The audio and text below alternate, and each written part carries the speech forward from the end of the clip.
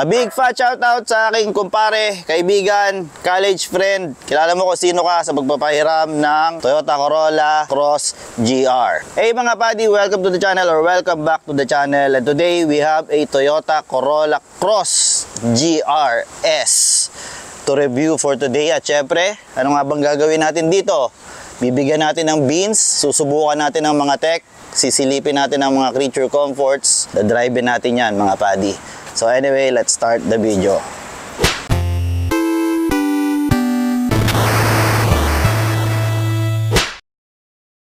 Anyway mga buddy, simulan natin sa design. Wala namang kakuro-corolla dito, pero ayon sa aking research, ang platform niya pala is from Corolla.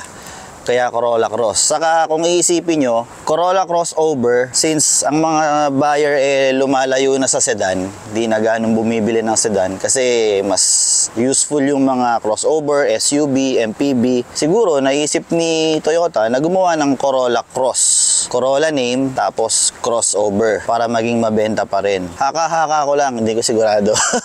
Pero feeling ko ganun yung nangyari. Anyway, sa design naman, yung harapan niya, napaka-bulky. Isa rin to sa mga crush kong Toyotang lumabas ngayon, mga padi. Hindi ko masabi kung aggressive ba to o ewan Parang aggressive na hindi, pero good kasi ang bulky. Yan. Tapos yung gilid, eto, kung napapansin nyo to, eto mga padi, parang ano yan, panira ni Ryu o kaya ni Ken. Hadouken! Ayan, nakaganyan. Hadouken! Pag ganun. Hindi naman siya sobrang dami ng linya. Okay lang, malinis naman yung design niya. At dito sa likod, sabi nung iba, bland daw. Bland? Ano ba yung bland sa Tagalog? Para sa akin, simple, malinis. Okay na Bagay naman sa harapan, simple lang. Yun lang yung hinahanap ko sa auto. Kung ako opinion ko yun. Kanya-kanya tayong opinion. Sa akin, malinis siyang tignan. That's it. Tapos syempre, this is top of the line. Naka clear or smoke taillights ka, hindi kumpara dun sa mga lower variant na red and orange ba yun? Hindi ko sigurado, or red or clear. At dahil nga top of the line to, naka 18-inch mag wheels, tapos naka Michelin black top. Yan, black top proof ang kulay niya, na top of the line. Tapos sa Corolla Cross GRS, wala kang ibang color of choice. Ito lang talaga ang meron mga padi. Once na nakakita ka ng ganyan, automatic Corolla Cross GRS na yan. Yung mga low variant, wala ring ganyan. Yung silver trim na yan sa ilalim. Sa GR Cross mo lang makikita yan. Ground clearance nga pala ni Corolla Cross mga padi is 8-inch, 8.1, or kinonvert ko parang 204mm. May nabasa ako, 161. Parang napakababa naman yata nun. So kung i-convert mo yung 200mm, hindi ko alam kung anong totoo, but ayun yung nakita ko sa research ko. Bahala na kayo kung anong paniniwalaan nyo. Anyway, let's check the interior mga padi. To open the door, ito, pwede mo siyang buksan lang na ganun. Ayun, kita nyo. Basta nasa yung proximity key, merong blue dun. It signifies hybrid yan. Yung may blue na yan. Corolla Cross nakalagay. Dahil top of the line to mga padi. Seats is leather, perforated dyan mga padi. Napakaganda nung niya, foam niya, hindi siya ganun ka-firm. Tama lang, tapos perforated, may silver trim dito. Tapos may GR. May GR dyan na print. Door cards, ito, soft touch material mga padi. Hindi siya leather, basta malambot siya. Parang yung mga kotse nung 90s, malambot yung gilid. Pero dito, scratchy. Kailangan talaga magtipid pa rin silver trim, pero ayan, soft touch material, leather. Meron ka ring yan, pocket for a little practicality. Dashboard, ito scratchy plastic, pero ito soft touch. Hindi siya leather, pero meron siyang parang tahi, although it's fake, pero soft touch naman siya. Tapos merong black trim dyan. 2 layers ng dashboard, 9-inch multimedia display, aircon controls mo, nandiyan dyan, may physical button ka pa rin. Although yung multimedia mo, walang physical volume knob, bad trip ako sa ganyan. Kasi pindot, yun, up, down. Anyway, gauge cluster mo mga padi, mix of mechanical sa both sides, tapos meron kang malaking screen sa gitna.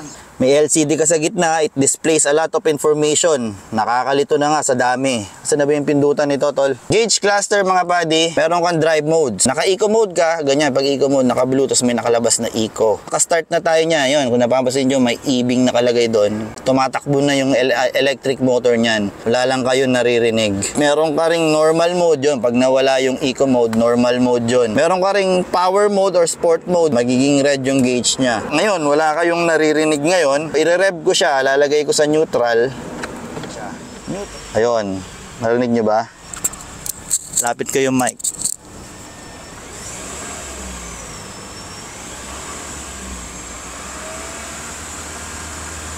Nakasagad na ako ng apak niyan. Ganun lang yung tunog niya mga buddy, kung naririnig nyo sa camera. Anyway, dyan makikita mo yung power ng battery mo, nandiyan dyan. Tapos yung distribution ng motor sa makina, kung ano yung gumagana, kung nagcha-charge, kung motor lang ang gumagana. Tapos syempre kung ano maya, clock, settings, nandiyan dyan din. Average fuel consumption, mga warning lang, lane keep assist, adaptive cruise control, kung naka-on, naka-off yan, nandiyan dyan din, makikita mo. Mga warnings, saka yung mga, yung odo mo, nandiyan dyan din, trip A, trip B, ito. Itong eco meter, power, or charging, tapos syempre yung fuel mo, saka coolant gauge. Buti na lang may coolant gauge yung Toyota na to, yung iba wala eh. Anyway, center console mo, meron kang piano black, tapos ito yung automatic transmission mo, PRND-B. Hindi ko alam kung ano yung binayan, hindi ko kayang ipaliwanag sa inyo kung ano yan dahil hindi ko ni-research yan. Dito din yung drive mode buttons nyo, traction control off, EV mode. Tatry natin mamaya yung drive modes, yung mga yan. Meron ka ring wireless charging, meron ka pa ring cup holder dito. Testing natin kung kasya itong dalawa kang ganito kalaking kasya naman. Although mababaw siya, sa ganito kalaking bote, mababaw siya. Center console, hindi kalakihan to. But it's sliding, hindi kalakihan yung box. Meron ka ring 12 volt socket na port dyan. Glove box. Check the glove box. Not that big. Tama lang for a manual, saka konting wet wipes. Dito naman sa taas, wala kang sunglass holder, pero meron kang mga map lights. Meron ka rin controls ng, syempre, sunroof, moonroof. Sun visor mo, meron kang salamin. At pag open mo yan, automatic, meron kang ilaw dyan. Yan, kitang-kita, sun visor, ilaw. Automatic ay ilaw pag binuksan mo itong lid. Anyway, I'm 5'5". Lagi kong sinasabi yan, 5'5", 5'6" pag nakasapatos. So, ito yung driving position ko. Power adjusting seats dito sa driver. Pero dun sa passenger, manual mga paddy. Dito maraming adjustment. Ito yung pinakamababang upo para ako nakasedan ngayon. Sinagad ko siya ng mababa. Pwede mo rin siyang itaas na napakataas na para kang naka-crossover or SUV, kung ano mang gusto mong tawag doon. Ayun yung pinakamataas, ganyan yung upo ko. Yan, kita nyo naman yung tuhod ko mga paddy, ganun. Pero pwede ko rin ibaba na para ako nakasedan. Yan, kung nakikita nyo, yan, para ako nakasedan. Anyway, ito ang driving position ko. Kung ako magdadrive, check natin ang space dito sa second row. Okay. Dito naman sa likod, meron kang enough knee room. Maluwag oh. Pwede mo rin isuot yung paa mo dyan. D4, kaya naman dumi 4, pero since bulky to, medyo mahirap gawin. Pero kaya naman. Additional practicality, meron kang aircon vents dito sa likod. Leather seats din nga pala. Same dun sa harap, perforated. Meron ding silver trim, perforated, pure leather. Door cards dito sa likod, soft touch. Pagdating dito, scratchy plastic. Ito, soft touch material din. Meron kang cup holder dito. Pero pag nakasagad ang upuan, meron pa rin konti. Pero since bulky ito, pag nilusot ko yung paa ko dun, medyo tumatama tong ano bang tawag dito? Alak-alakan. Basta itong part ng buto ko na to, ayan, nakadikit dito. So hindi ko siya masyadong masuot sa ilalim, masakit. So ganyan lang, may konti ka pang knee space. And by the way, bago ko makalimutan, meron din siyang port dito, USB-A port lang pareho. And meron ka ring center armrest, syempre, with 2 cup holders. Normal yan sa mga most crossovers. At for sure, foldable to. Syempre, practicality. Tingnan natin kung paano siya fina-fold. Another practicality, meron kang tethering dito ng baby seats dyan. Katago dyan, may arrow. Dyan, nandiyan dyan. Lulusot mo lang dyan. Pero ito, na-fold to. Yan. At hindi ko sure kung hanggang dyan lang ang fold niya dahil wala akong makitang switch dito para itumble siyang ganun. Mukhang wala siyang ganun. Mukhang ganyan lang siya. Anyhow, mga buddy, sa variant na to, hindi ko sigurado kung sa variant lang na to automatic door ang likod. Hindi ko sure. Pero dito, standard yan mga buddy. So, it can hold 436 liters. Yan, hindi ko nakalimutan ha. Kasi minsan nakakalimutan ko. Nilalagay ko naman minsan, di ba? At meron siyang tonneau cover. Yan, tonneau. Para kung meron kang gustong hindi makita ng tao, pwede mong takpan. May expand mo naman yan pag binaba mo yung seats, syempre, yan. Although it doesn't fold flat kasi meron siyang hump na ganun. So, yan na yun. Hindi natatumble yung upuan doon, yung second row, hindi natatumble. Dito, ano bang meron dito? Suriin natin, tools. Yan yung tools mo, naka-styro. Tapos meron kang spare tire, hindi siya full mag wheel spare tire, donut tire lang siya. Meron ka namang mga extra packet dyan, paikot. Saka ito, packet. Yan, packet. Yun ang meron dito. Meron kang ilaw. That's it. Wala nang iba. Anyhow, to close this mga buddy, normal naman to. May mga button dyan. Ito, pag pinindot mo yan, lock na siya. Pero pag ito pinindot mo, hindi siya lock. So, sasara ko lang.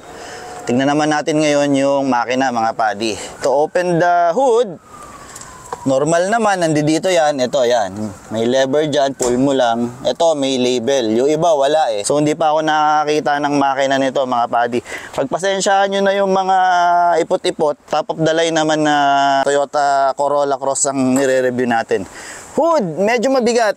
Same din nung sa race. Dito din ang galing yung hood prop. Saan siya itutusok? Yun ang hindi ko alam. Saan ka tinutusok? Ayun. Okay. Dito siya tinutusok. Ito ang makina ng Corolla Cross GRS. It's inline 4. Hindi ko alam kung anong engine code pero it produces 98 horsepower. Wala pa yung motor. Pero pag kinonbine yung electric motor niya, 122 horsepower. Total torque niya is, hindi ko sigurado pero 142 ang ayon sa aking research. Hindi ko sigurado kung kasama na ron yung electric motor. Wala akong masasabi doon kung ano mang totoo sa torque niya, sa torque figures niya. But anyway, ano pa bang pwede natin gawin dito? Syempre, let's take it out on the road and let's give it a beans. Subukan natin yung mga tech niya kung gumagana ba ng matino or masarap bang gamitin sa pang-araw-araw na buhay. So, let's go. Okay mga buddy, driving the Corolla Cross GR Sport. Ito yung susi niya, ayan. So, 1, 2, pinagtatawanan nyo ako dito ha, ginagawa akong susi. Pero ganun talaga ako para nagbabasa muna yung ECU. Ngayon, pag inapakan ko yung preno, nakastart na yon. EB lang muna gumagana. So, wala kang maririnig na makina. Meron daw malapit doon. Meron siyang 360 cam. Wala akong naririnig na makina mga buddy. Kakaloko to. Nakakaloko. Tumatakbo siya ng ganyan. Tapos nakikita nyo dyan gumagamit siya ng kuryente pag naka-EB ka lang. Saan ba pipitik ang makina nito? Oh, nasa apak. Okay, syempre may auto lock mga buddy. Pre po siya, top of the line yan kailangan meron lahat yan. 9-inch multimedia display. Grabe, ngayon lang ako nakapag-drive ng EV kasi mga buddy. Kaya mukha akong tanga. As in wala akong naririnig na tunog na makina. Ganito pala EV. Ay di EV, hybrid pala. Hybrid to Pero gumagana siyang EV lang as EV, mabagal. Pag mabagal ka, apak. Pag inapakan mo na bibili siya, pipitik yung engine. Tapos pag nag-signal ka, may lumalabas din doon sa screen. Ayun. Kita nyo may lumalabas. Ayan, may top view camera 360. Tapos ito naman yung rear niya ang nakikita. Hindi yung harapan na lilikuan mo. Yung blind spot mo sa harapan, hindi. Yung nasa likod. So ngayon gumagamit na ako ng engine. Tigapak. Oh, not bad. Dalawa lang kaming sakay. So NVH noise, medyo naririnig ko yung kapaligiran. Although 40 kilometers per hour pa lang naman ang takbo natin, wala ako naririnig na tire noise. Tahimik eh. May naririnig akong konti, mga motor, pero hindi ganun kalakas. Vibration, wala eh. Sa makina, kung sa makina ang pinag-uusapan, wala. At ang ride niya is very comfortable. Hindi siya yung matagtag, hindi rin naman sobrang lambot, tama lang. So harshness, ayun nga, hindi siya matagtag eh. So wala akong masabi sa harshness, pero tingnan natin mamaya. Dito sa traffic, pag gumagapang na ganyan, ayan, nakalagay sa gauge EV. EV lang ang gumagana. Gumagamit siya ng battery. So definitely matipid talaga to kung halimbawang nasa traffic ka. Pero syempre pag bumababa yung battery, nag-on din yung makina niya eh. Ayan, nag-on na yung makina. Steering wheel mga buddy, napakalambot din. Ayan, one finger. One finger. Lambot naman. Electronic power steering eh. Saka isa pa yan, pag nasira din yung EPS na yan, ako, napakagastos din. Magaang naman, wala nga lang feel. Siyempre blind spot monitoring ngayon nasa kalagay sa side mirrors, wing mirrors, tawag ng mga Briton, wing mirrors. At syempre testingin natin sa expressway, tingnan natin kung gaano ka-effective yung adaptive cruise control nya, saka yung lane keep assist. Syempre susubukan natin yan, kaya see you there sa expressway. Okay, skyway, on off yung ano nya, yung makina nya.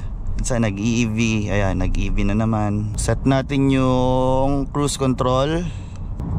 Ayan, 60. Nakaset tayo, tapos distance, ayan mga padi 60 kilometers per hour.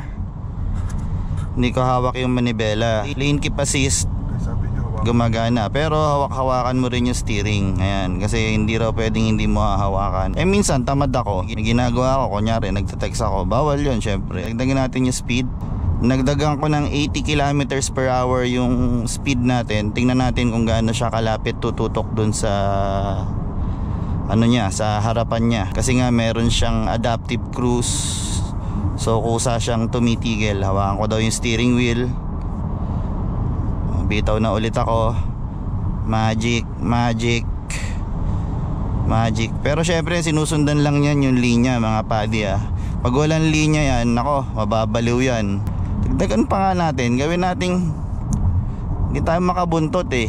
Tignan natin kung babagal. O yan, bumabagal siya kusa bumaba siya ng 80. O yan magic yan, magic. O yan yung pa ako mga padi, hawak sa steering daw. Okay, galing ng technology. So isa yan sa mga makukuha mo kung kaya mo magbayad ng 1.8 million sa crossover ng Toyota sub compact crossover. Hawakan ng steering wheel.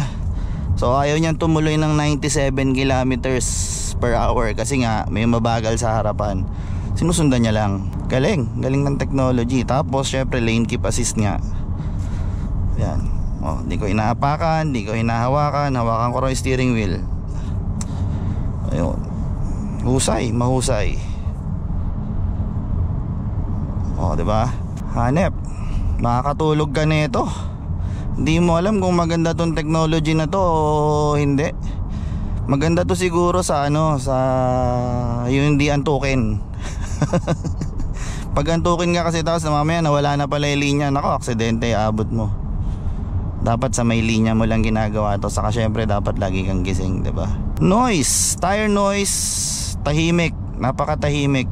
At 60 kilometers per hour, konting-konting tire noise lang ang naririnig ko. Saka syempre depende yan minsan sa kalsada Ayan, bibilis na naman siya, bumibilis, babagal. Bibilis bumibilis bumibilis mag-isa. Hype na auto to. So sa simula mga padi, parang nangangain ng tanga to. Preno niya is firm naman. Saka hindi siya grabby. Hindi siya yung kagat agad. May modulation naman na nangyayari. Ano kaya yung B? Boost. Visibility muna tayo mga padi habang nasa traffic tayo. Yung salamin sa likod or yung window, makitid. Parang sa tsangan din, makitid siya. May maliit na window dito sa D-pillar, pero common yan sa mga SUV, MPV, crossover na ganito na napakalaki ng D-pillar. Marami naman tong tech, gaya nyan. Kita ko yung blind spot ko, merong nagwa-warning sa side mirrors, may lumalabas na nagbi-blink-blink na yellow. Auto headlights, syempre, automatic siya nag-on. A-pillar, parang yung expander. Yan, parang yung expander. Sa kabuti na lang yung wing mirrors niya or side mirrors, naka atras. So kita mo pa rin to, may window ka dyan. Tapos sa hood, tanaw ko yung hood niya, yung ganun. Mostly ginagamit yan sa mga pang off-road, mga pick-up, ganun. Tanaw mo yung ganun. Para pag nag-off-road ka, kung makikita mo kung masasagi mo yung mga kahoy dyan, yan. Magandang touch dito sa Corolla Cross. Madaling drive-in kasi tanaw mo yung hood mo sa harap. Yan, nag-red oh. Kita nyo, nag-red, diba? Tingnan natin. O ba. O may bahatak ah. Balik ulit natin sa Eco Mode. Yan, Eco Mode. 7 kilometers sukat. So pag ginapakan ko, ma-power din eh. Pero Power mode, mas sumisigaw siya kumpara sa Eco Mode. Sumisigaw. Apak. May bigla sipa din eh. Diba? Ayos din eh. Hindi naman kabigatan yung sasakyan, kaya konting apak. May hila rin. Yun nga lang, CVT siya na walang paddle man lang, na walang fake gears. So para kang naka-scooter. Kung nag-i-scooter kayo, alam nyo yun. Ganun lang. Balik tayo sa EB, Eco Mode. Yan. Ganun lang.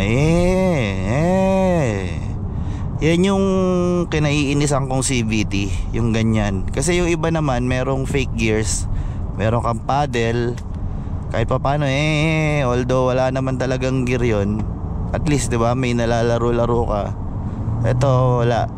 Ayan, dire-diretso lang siya. Diba? Hindi ako galit sa CVT ha. Ayoko lang nung ganitong CVT mga padi, kasi dinadali nyo ako sa sa comments eh. Tinesting ko ulit yung adaptive cruise saka lane keep assist. Nakaset ako 90 kilometers per hour. May sinusundan tayong mabagal, so hindi siya nagpo-forward. Pero nagko-constant siya, reminder na hawakan mo yung steering wheel. Bawal nga naman yun, baka akala niya tulog ka. Kagaya ngayon, di ko hawak. Ayan, lumabas na naman, hold steering wheel. So hawakan mo lang, mawawala ulit, pwede mo ulit bitawan. Lipat tayo para umakyat siya ng 90. Ayan, di ko apak ah. Di ko apak, di ko hawak. Akyat siya ng 90. Lumiliko mag-isa. Yun. Diba? Pag malayo yung sinusundan niya, bumibili siya dun sa speed na sinet mo sa cruise control. Try natin mag-change lane nang hindi nagsisignal. Up. Binalik niya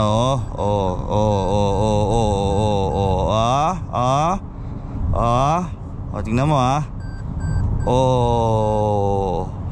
dapat daw magsisignal ka, saka kanya hayaan. Diba? Husay. Galing. And again, a big fat shout out sa aking kumpare, college friend, kaibigan, kalaro sa racetrack. Kilala mo kung sino ka. Salamat ulit sa pagpapahiram ng bagong fleet nyo. At na-enjoy ko tong review na to dahil ngayon lang ako nakapag-drive ng hybrid electric vehicle. Sa totoo lang, At sana kayo mga viewers may napulot kayong information kung you are looking after a Toyota Corolla Cross GR Sport. Yan ang mga technology pwede nyong makuha sa 1.8 plus million peso nyo mga viewers. Anyway, thank you for watching. Subscribe for more reviews. Syempre hit the like button para gumana yung YouTube algorithm, para ma-share sa iba at mapanood pa nila. And I'll see you again on the next car review or road trip video.